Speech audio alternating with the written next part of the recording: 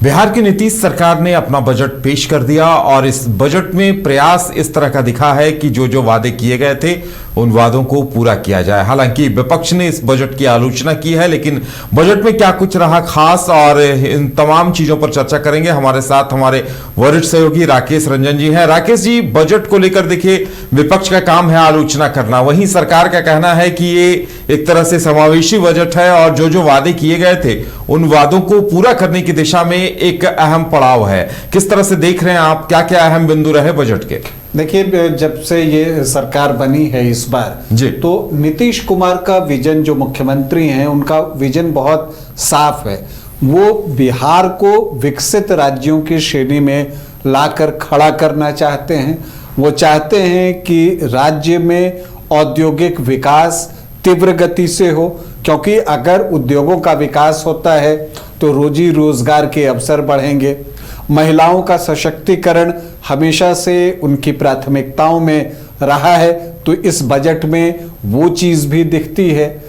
शिक्षा पर फोकस किया गया है, बल्कि कह लीजिए प्राथमिकता दी गई है। स्वास्थ्य सेवाओं के लिए भी इस बजट में बहुत कुछ है। तो इन सारी चीजों को देखें तो हर तरफ जो है एक कोशिश जो है वो वित्त मंत्री के द्वारा की गई है, वित्त मंत्री विजेंद्र प्रसाद यादव के द्वारा, कि बजट को संतुलित बनाया जाए और विकासोन्मुख बनाया जाए। मतलब ऐसा लगे कि ये राज्य को आगे की तरफ लेकर जाने वाला बजट है। अब देखिए, जब इसकी मुख्य बातों पर हम चर्चा करते हैं तो पहली बात तो ये है कि इस बार जो बजट है उसका आकार पिछली बार से बड़ा है।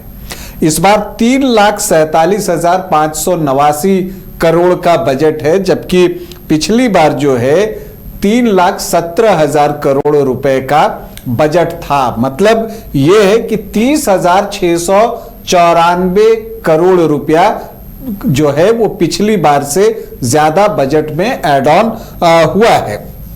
अब यहां पर एक जो खास बात है, जो बजट को समझते हैं उनके लिहाज से अगर देखें तो इसमें जो राजस्व खर्च है बजट में वो 35.14% है और पूंजीगत व्यय जो है वो 64.86% है। और जब पूंजीगत व्यय 64.86% है, वो ये इंगित करता है कि राज्य सरकार इंफ्रास्ट्रक्चर पर जो है वो फोकस कर रही है। हालांकि पुराने कर्ज चुकाने के लिए 22,664.83 करोड़ रुपए जो है वो रखे गए हैं। राजकोषीय घाटा कंट्रोल में है, ये एक और अच्छी खबर है। इस बजट के लिहाज से 39,111.80 करोड़ रुपए का राजकोषीय घाटा है, मतलब लगभग 2.99%। तो राजकोषीय घाटा जब 3% के अंदर होता है तो वो एक्सेप्टेबल होता है, उसको सीमा के अंदर माना जाता है। इवन दो 3 से 4.5% तक जो राजकोषीय घाटा होता है उसे जो है लोग मानकर चलते हैं कि इतना है तो ठीक है, इससे ज्यादा होने पर जो है अर्थव्यवस्था को परेशानी हो सकती है, खास करके अगर ये 6% से ज्यादा होता है तब। तो उस पैमाने पर भी जो ये है राजकोषीय घाटा सिर्फ 2.99% है, तो वो तय सीमा के अंदर है।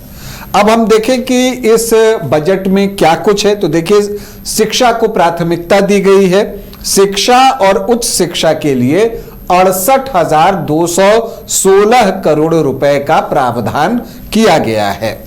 जब शिक्षा की बात करते हैं तो आप देखिएगा कि डिग्री और इंजीनियरिंग कॉलेजेस खोलने पर जोर है सरकार का।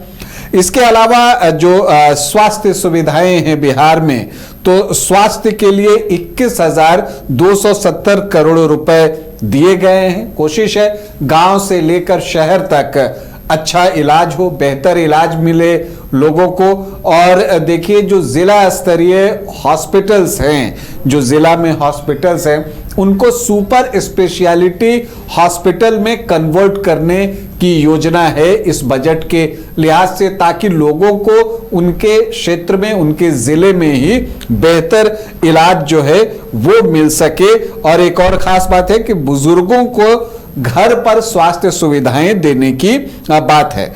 गांव के विकास के लिए, ग्रामीण विकास के लिए 23,701 करोड़ रुपए दिए गए हैं। मतलब गांव पर भी फोकस जो है वो दिखता है।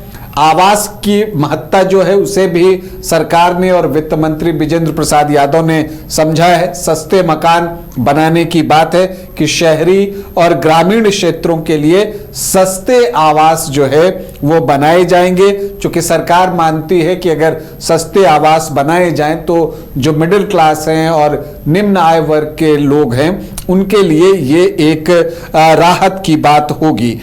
एक और खास बात है कि बिहार एग्री इंफ्रास्ट्रक्चर मिशन का गठन कर शुरुआत में 1 लाख करोड़ का निवेश उसमें किया जाएगा। बंद पड़ी चीनी मिलों को दोबारा चालू करने के लिए भी रोड मैप बनाया जा रहा है। कनेक्टिविटी पर फोकस है सरकार का। ग्रामीण और शहरी सड़कों के लिए 18,716 करोड़ रुपए जो है वो दिए गए हैं। सिंगल लेन सड़कों को जो है डबल लेन में कन्वर्ट करने की बात कही गई है और 5 नए एक्सप्रेसवे बनाने की भी बात है।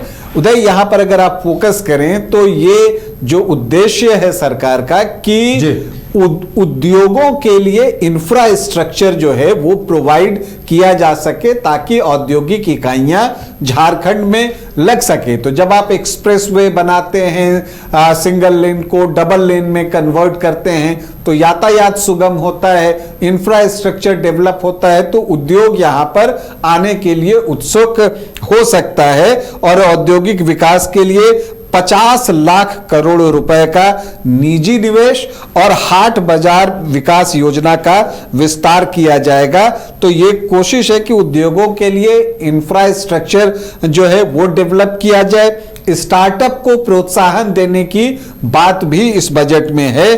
तो इससे युवाओं को जो है नौकरी वो स्थानीय स्तर पर ही मिल जाएगा अगर उद्योग धंधे लगते हैं तो। कृषि रोड मैप के जरिए किसानों की आय बढ़ाने और आधुनिक खेती को बढ़ावा देने की भी बात कही गई है। 94 लाख गरीब परिवारों को सूक्ष्म उद्यमी बनाने की योजना है। महिला सशक्तिकरण पर फोकस है। 10-10 हजार रुपए पहले ही दिए गए थे और उसके बाद जो है अब उनके उद्योगों को बढ़ाने के लिए जो है और 2-2 लाख रुपए देने की बात जो है इस बजट में दिखती है। तो महिलाओं को सशक्त करने का भी जो है इसमें नीतीश कुमार का जो विजन है वो इसमें साफ साफ जो है वो दिख रहा है। तो कुल मिलाकर अगर आप देखें तो 7 निश्चय योजनाओं के माध्यम से बिहार को विकसित राज्य बनाने का लक्ष्य इस बजट के जरिए तय किया गया है।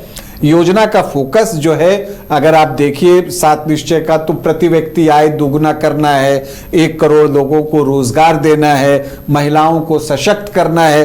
तो वो सारी चीजें जो है इस बजट में दिख रही हैं। थीम बहुत सिंपल है, संपन्न बिहार, समृद्ध बिहार, यही इस बजट का थीम है। और जैसा कि वित्त मंत्री विजेंद्र प्रसाद यादव ने कहा कि यह बजट केवल खर्च का लेखा जोखा नहीं बल्कि विकसित बिहार का रोड मैप है। तो देखिए सारी चीजें बजट में आपको अच्छी दिखेंगी।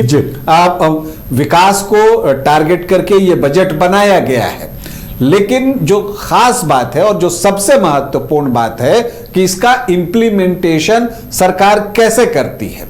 अच्छी अच्छी बातें कही गई हैं बजट में, तो क्या वो बजट की बातें वहीं तक सीमित रह जाएंगी या उतरकर जमीन तक आएंगी? अगर जमीन तक आएंगी तो उसका असर बिहार में आपको सकारात्मक दिखेगा, और अगर वो बातें बजट की बजट में ही रह गई और उसको अमली जामा नहीं पहनाया जा सका, तब फिर जो है कोई फायदा बहुत नहीं होने जा रहा है। और विपक्ष की आलोचना भी इसी चीज को लेकर है कि उनको इसको अमली जामा पहनाया जाएगा, इन चीजों को, उस पर संदेह होता है। लेकिन सरकार कृत संकल्पित है। सरकार कहती है कि नहीं, इसको हम अमली जामा पहनाएंगे। तो अब देखना है कि आगे किस तरह से ये जो बजट बनाया गया है उसको इम्प्लीमेंट किया जाता है। चलिए, तो इंतजार इस बात का रहेगा कि बजट में जो योजनाएं हैं और जो स्कीम्स हैं उन्हें कैसे जमीन पर उतारा जाता है, इसका लाभ ज्यादा से ज्यादा बिहार वासियों को कैसे दिया जाता है। क्योंकि विपक्ष जिस तरह से आलोचना कर रही है और सरकार कह रही है कि एक जनता के हित वाला बजट है, तो अब देखने वाली बात यह होगी कि कुछ दिनों बाद इसका असर किस कदर दिखाई देता है।